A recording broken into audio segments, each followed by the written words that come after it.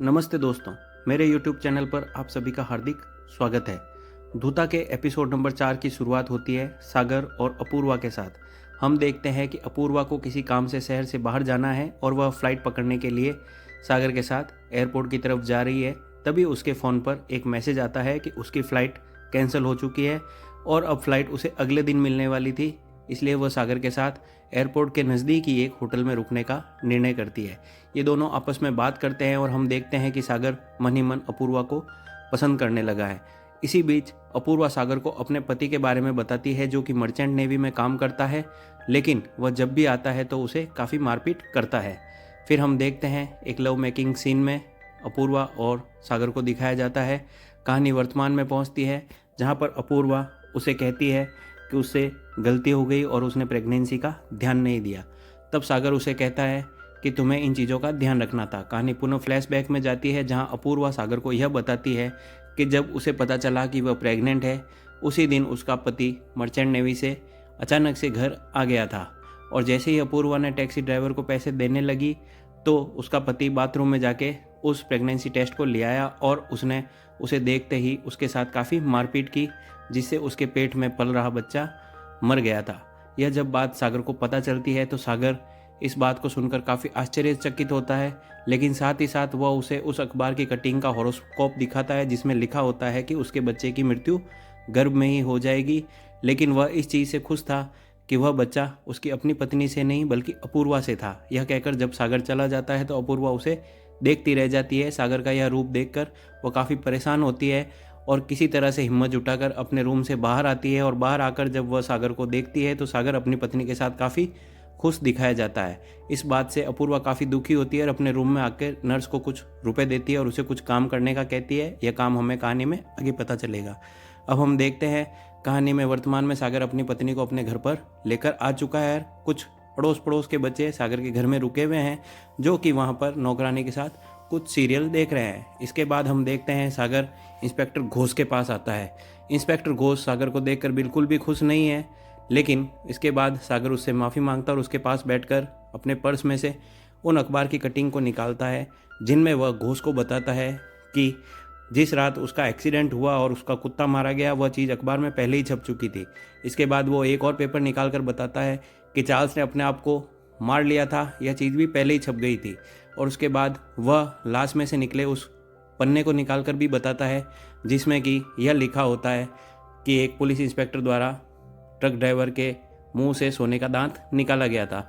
यह सब सुनकर सागर काफ़ी परेशान होता है और इंस्पेक्टर घोष उसे लेकर डस्टबिन में जाता है, जो कि डस्टबिन में उन अखबार की कटिंग को ढूंढ रहे होते हैं, ताकि उन्हें कुछ इस तरह का क्लू मिल सके जिससे उन्हें पता चले कि यह सारी घटनाएं होने से पूर्व ही किस तरह से ये चीज़ें पहले ही अखबार में छप चुकी थी। ये दोनों आपस में बात करते हैं, तभी सागर का ध्यान जाता है कि उन सारी कटिंग में कुछ लेटर्स उल्टे लिखे हुए थे।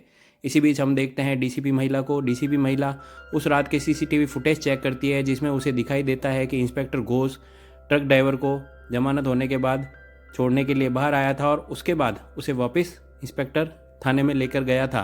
फिर डीसीपी महिला को दिखाया जाता है घोष से कुछ पूछताछ करते हुए, और डीसीपी महिला को जब पता चलता है कि घोष की गाड़ी उस रात कहाँ कहाँ पर गई थी, तो वह एयरटेल कंपनी में जाकर उन सब चीज़ों से बात करती है और उसको ट्रैक करती है कि यह व्यक्ति घोष कहाँ कहाँ गया था। तब उसे पता चलता है कि सागर भी उस रात उस जगह पर गया था। उन दोनों की लोकेशन एक ही जगह पे दिखाई देती है। सागर अपने रूम में बैठा है और कुछ कागज़ खंगाल रहा है, तभी उसको उसकी माँ का फ़ोन आता है कि फार्म हाउस में तलाशी के लिए पुलिस वहाँ पर पहुँच चुकी है।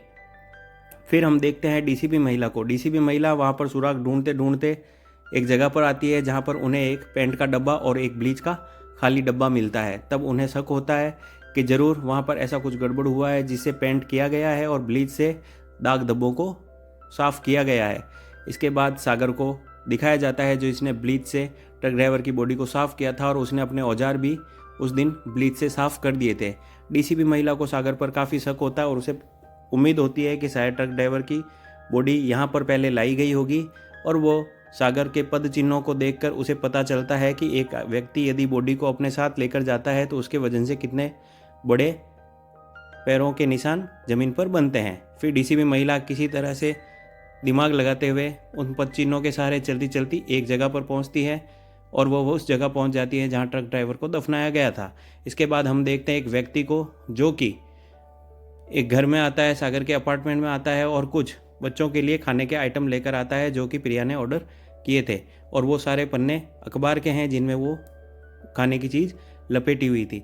तभी हम देखते हैं डीसीपी महिला एक जगह खुदाई करवाती है, क्योंकि अब उसे वो लाश मिलने का अंदाज़ा हो जाता है कि शायद इसी जगह पर ट्रक ड्राइवर कोटी की लाश छुपाई गई थी। फिर हम देखते हैं उन बच्चों को जहाँ में अंजू जो कि सागर की लड़की है उसे प्रिया आवाज़ देकर नीचे बुलाती है, लेकिन उसके गले में फ्रॉक अटक जाती है।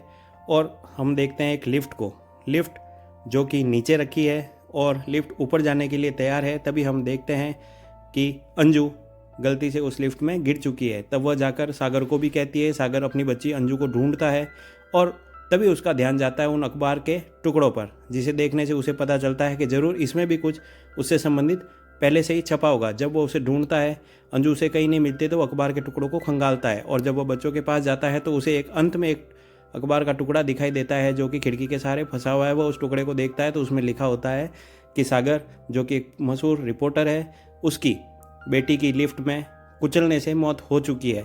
तो वह तुरंत ही अपने लिफ्टमैन को फ़ोन कर कहता है कि जल्दी से उसके अपार्टमेंट की बिजली को काट दिया जाए, क्योंकि अगर ऐसा नहीं करेगा तो उसकी बच्ची जो कि गलती से लिफ्ट के ऊपर गिर गई थी और लिफ्ट के जाने से वह कुचलकर मर सकती है। तो वो व्यक्ति दौड़कर जाता है और लिफ्ट को पूरी बिजली को बंद कर देता है।